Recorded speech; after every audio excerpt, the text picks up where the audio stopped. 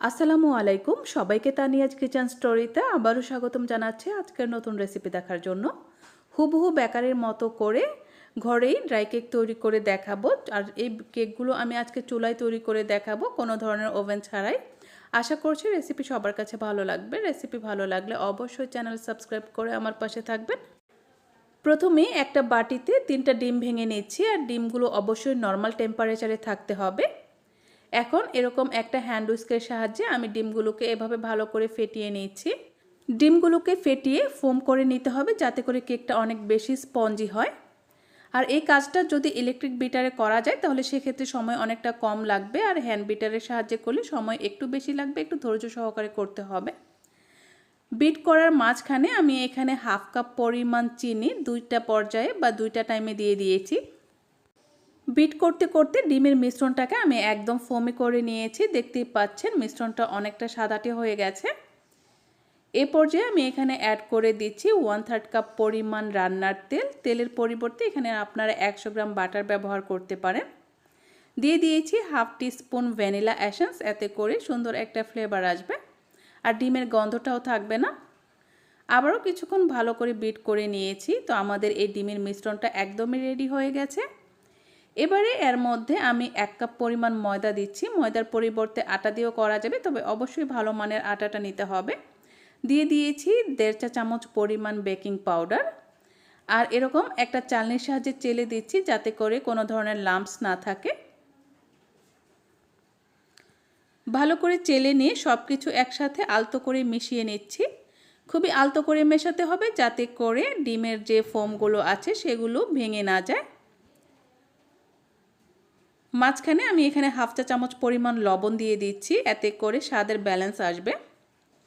তো আমাদের কেকের মিশ্রণ একদম রেডি হয়ে গেছে। ব্যাটারটা ঠিক এরকম হবে। এবার যে মোল্ডে আমি কেকটা বেক করব, সেখানে আমি একটা বেকিং পেপার বিছিয়ে তেল ব্রাশ করে নিয়েছি।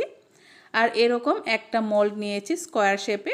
এই কেকটা কিন্তু খুব বেশি উঁচু হবে না, তাই সেই আন্দাজে কেকের ব্যাটারের পরিমাণ অনুযায়ী সাইজের মোল্ড নিতে হবে। তো এটাকে আমি কয়েকবার টেপ করে নিয়েছি।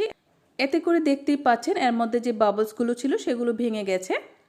এবার কেকটাকে বেক করার জন্য আমি একটা প্যানের মধ্যে কিছু লবণ বিছিয়ে দিয়েছি। এর উপর একটা স্ট্যান্ড দিয়ে মোলটা বিছিয়ে দিয়ে ঢাকনা দিয়ে ঢেকে দিয়েছি। আর ঢাকনার ছিদ্রগুলো আমি কভার করে দিয়েছি, যাতে করে এর তাপটা বাহিরে বের হতে না পারে। চুলার আঁচটাকে মিডিয়াম লোতে রেখে 35 মিনিটের মতো বেক করে নিয়েছি। আর এটাকে মোল্ড আউট করার আগে আমি কিছুটা ঠান্ডা করে নিয়েছি। এখন এটাকে মোল্ড আউট করে নিচ্ছি। আর মোল্ড আউট করার পরও এটাকে আমি পুরোপুরি ঠান্ডা করে কেটে নিব।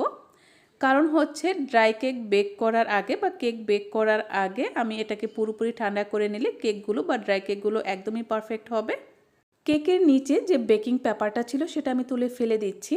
আর এরই মধ্যে কেকটাও কিন্তু পুরোপুরি ঠান্ডা হয়ে গেছে। এখন আমি ড্রাই কেকগুলো যে শেপে তৈরি করব সে অনুযায়ী এই কেকটাকে স্লাইস করে কেটে নিচ্ছি। সাধারণত আমরা দোকান থেকে ড্রাই কেকগুলো কিনে খাই, সেগুলো যেরকম শেপের থাকে আমি ঠিক সেরকম শেপেই তৈরি করার চেষ্টা করছি। তো এগুলোকে আমি এরকম পাতলা পাতলা স্লাইস করে কেটে নিচ্ছি, তবে খুব বেশি পাতলা না। সাধারণত ড্রাই কেক যেমন থাকে ঠিক সেরকমভাবেই কেটে নিচ্ছি। আসলে চুলাতেও যে এরকম সুন্দর করে ড্রাই কেক তৈরি করা যায়, এটা আসলে যে না তৈরি করে খাবে সে বিশ্বাসই করতে চাইবে না। আমার বাসায় যখন গেস্ট আসে আর আমি যখন এগুলো সার্ভ করি, আর যখন শোনে যে তারা আমি এগুলো বাসায় তৈরি করেছি, খুবই অবাক হয় আর বলে যে চুলাতেও আসলে এত সুন্দর করে ড্রাই কেক তৈরি করা যায়। তো সবগুলো কিন্তু স্লাইস করা হয়ে গেছে। এখন এগুলোকে আমি একটা বেকিং ট্রেতে দিয়ে দিচ্ছি। বেকিং ট্রের উপরে আমি এভাবে করে বেকিং পেপার বিছিয়ে নিয়েছি আর কেকগুলো এভাবে বিছিয়ে দিচ্ছি। আমি যে পরিমাণ কেক আজকে তৈরি করেছি এরকম 2টা ট্রেতে দিতে হবে।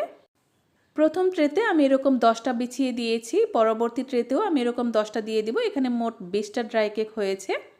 এখন এগুলোকে ওই একই প্যানে লবণগুলো সরিয়ে দিয়ে স্ট্যান্ডের উপরে বেকিং ট্রেটা বসিয়ে দিয়েছি। আর চুলার আঁচটাকে একদম লোতে করে দিয়ে 20 মিনিটের মতো বেক করে নিয়েছি। আর অবশ্যই একদম চুলার আঁচটাকে লোতে করে রাখতে হবে, না হলে কিন্তু এগুলোর কালার ঠিক থাকবে না, পুড়ে যাবে।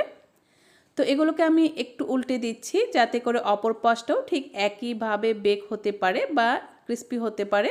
আবারও ঢেকে দিয়ে চুলার আঁচটাকে লোতে রেখে 20 মিনিটের মতো বেক করে নিয়েছি। এখন ঢাকনাটা উঠিয়ে দিব। আর যতক্ষণ প্যানটা গরম আছে বা ট্রেটা গরম আছে, এখন এগুলোকে আমি এর মধ্যে রেখেই ঠান্ডা করে নিব।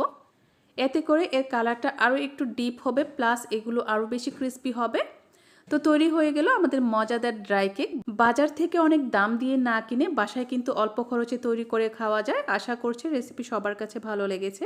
রেসিপি ভালো লাগলে অবশ্যই ভিডিওটিতে লাইক এবং কমেন্ট করে দিবেন, আর আপনার ফ্রেন্ডস এবং ফ্যামিলির সাথে শেয়ার করবেন। আল্লাহ হাফেজ।